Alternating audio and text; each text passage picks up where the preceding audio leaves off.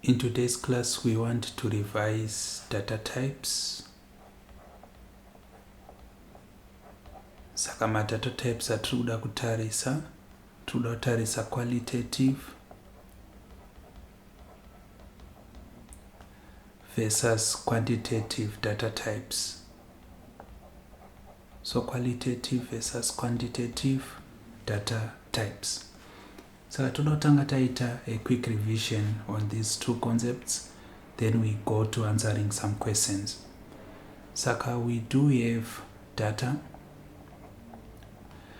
We then subdivide it into qualitative data and also quantitative data.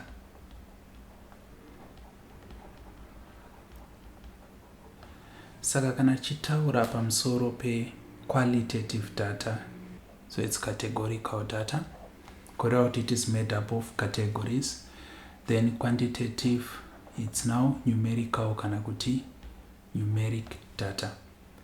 Now we also learned that qualitative data can be subdivided into chekutanga we have nominal data and also ordinal data. Saka kana tichiti ordinal tikureva kuti categories aya ari ordered categories. Then kana tichiti nominal trikuti these categories are not ordered. Saka maybe we say non-ordered, or for fear of butchering English ngatingoti categories not ordered. Categories not ordered. Like this. Then we go over to quantitative data, which can be categorized into interval quantitative data or ratio scaled quantitative data. Saka ratio scaled trikuti we have a true zero, kureva kuti zero has a meaning. How do we test that zero has a meaning? Tinango checka if zero quantity means something per what we are collecting data from. Then interval tirikuti no true zero, kureva kuti zero does not have a meaning. Saka this is a quick summary of what we learned and what we are going to be focusing on. Let us now look at the various questions we want to answer. Let us look at these questions. Toda answer from number 1 up to number 5. Saka number 1 yakati the number of students in a statistics class. Saka patatoudza kuti number of students, tavatatoziva kuti our data is quantitative because it is numeric number of students. For example, there are 50 students in a statistics class. 50 is a number, so it's quantitative. But does zero mean anything? Saka tikati 0 students, does that have meaning? Yes, it does. 0 students means we do not have students. Saka it's both quantitative and also ratio scaled. That is our answer for number 1. Let us go to number 2. The make of a car, the make of car driven by each of a sample of executives. So let us say we have a sample of executives. Kana chiti make of car tukureva model, BMW, Benz, Bentley, Toyota, Mazda, what have you. Saka the make of car, which is the subject there, because we should be able to tell the subject from that sentence, is not necessarily a number. Saka we are now venturing on what? Qualitative data.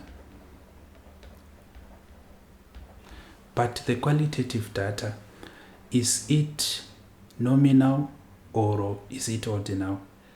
Is it ordered?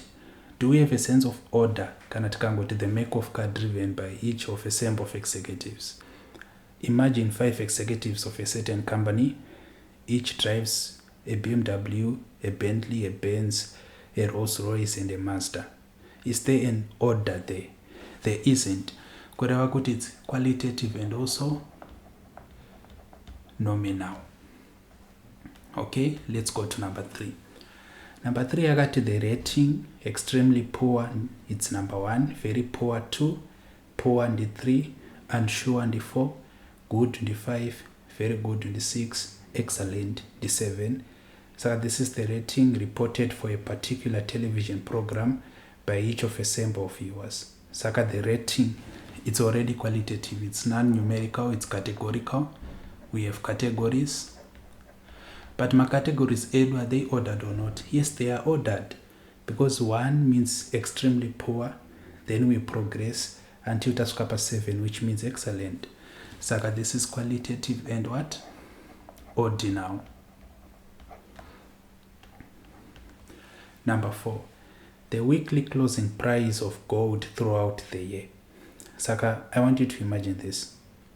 Kana tichitaura the weekly closing price of gold, is it quantitative or it is qualitative?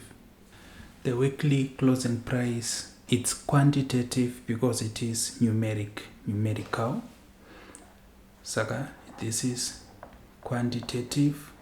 We are dealing with numbers. Our subject takes us directly to numbers, not categories. But does 0 have a meaning? Saka tikati 0 closing price, 0 means there is no price. Rupaona. Saka it's quantitative and also ratio scaled. 0 means nothing.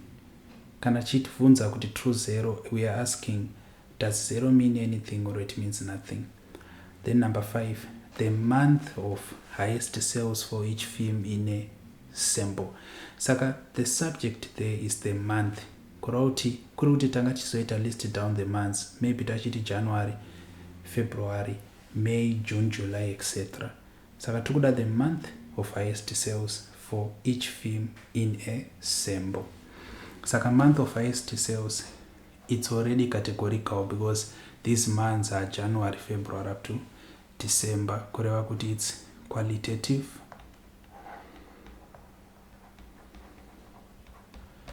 But is it ordered? Because kana tiri ku quantitative tinofunza if 0 is true or not. Kana tiri ku qualitative tinofunza if it is ordered or not. Saka, is it ordered? No, it's not.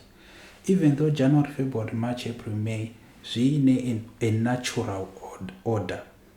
But pana paisusu takatarisa this particular sample, the month of highest sales might be December for a certain sample, it might be February for another sample, it might be May for another sample. Saka, because of that, it's going to be nominal.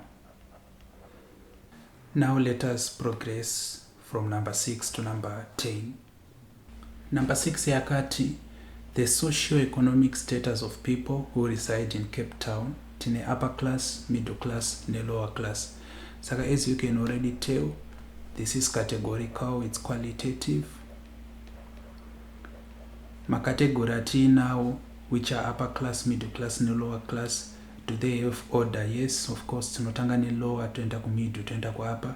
Kureva kuti this is ordinal. Saka number 6 was quite obvious. Number 7, the responses by citizens on a 5-point rating scale. Saka, where 1 is strongly disagree, 2 disagree, 3 unsure, 4 agree, 5 strongly agree to the statement. South Africa should be divided into time zones. Saka, the responses, that is our subject. These are categories. Makategori acho nde higher from 1 to 5. So this is qualitative. And our categories are ordered, as you can see, from 1 to 5, ordinal. Number 8, the gender of UCT employees. Saka nachitaura gender, hatisukutaura biological sex, which is male or female. Kana chitaura gender, tiri kuita allude to its fluidity. Saka, of course, these are categories, so it's qualitative. But is it ordered? No, it's not ordered. They are just categories. It's just cis male, cis female. It's just, something in that order. saka it's nominal, it's not ordinal. Okay. Number 9, the maximum temperature recorded in March 2013 in degrees Celsius.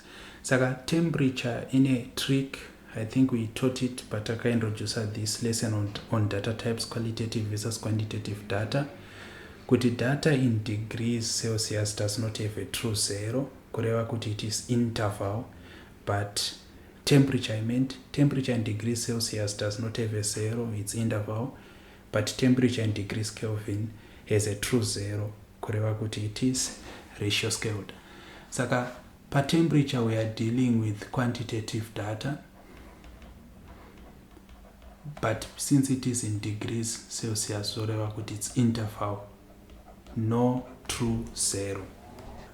Then number 10, the rating excellent, good, fair or poor given to a particular television program by each of a sample of viewers. Saka rating, it's categorical, qualitative, and ma categories acho they are ordered from excellent to good to fair to poor, kureva kuti it's qualitative and ordinal. So this was a very important exercise which instructs on us identifying different data types we are going to be working with in statistics.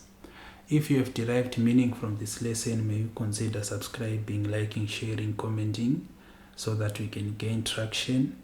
If you want to join our class learning advanced level statistics, WhatsApp us on +263 71 521 3310. Thank you and take care.